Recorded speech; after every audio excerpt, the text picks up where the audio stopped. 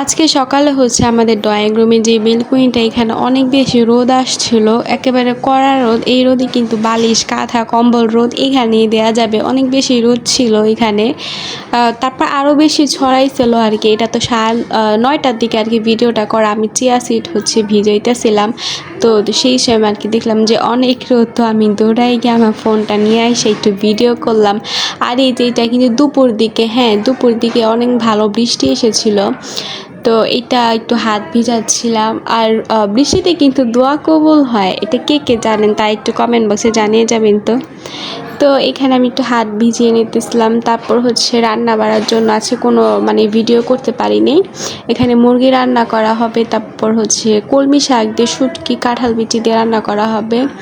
আর এই যে রাতের ডিনার হিসেবে হচ্ছে খেয়েছিলাম ফ্রাইড রাইস, তারপর হচ্ছে এই যে চিকেন নাগা উইংস যেটাকে বলে, আর চিকেন চাইনিজ যেই সবজিটা থাকে সেইটা। এটা বক্সে দেখতেছেন আপনার কাহিনী, এটা পাঠানো হয়েছে আমাদের বাসা থেকে, আমাদের বাসা বলতে ভাইয়ের বাসা থেকে পাঠাইছে।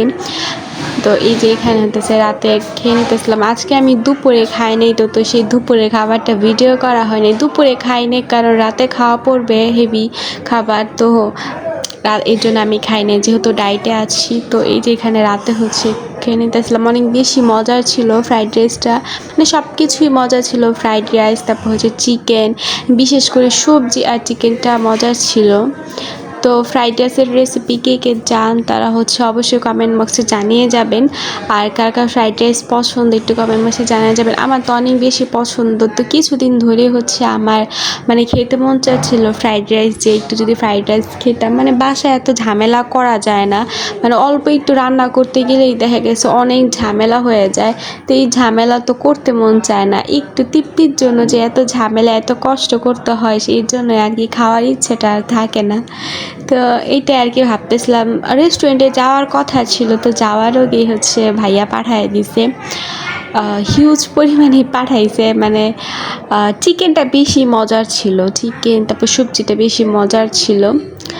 তো আজকে একেবারে একটা নর্মাল ডে হচ্ছে আপনাদের সাথে শেয়ার করলাম। প্রতিদিনই নর্মাল ডে শেয়ার করি, আজকে তো কোনো কাজকর্ম কোনো কিছুই শেয়ার করলাম না। তো আজকে এই ভিডিওটি থাকছে এই পর্যন্তই। সবাই ভালো থাকবেন, সুস্থ থাকবেন, আর অবশ্যই আমার ভিডিওতে লাইক কমেন্ট শেয়ার করে যাবেন। আর যারা ইউটিউব থেকে দেখতেছেন সাবস্ক্রাইব করে যাবেন।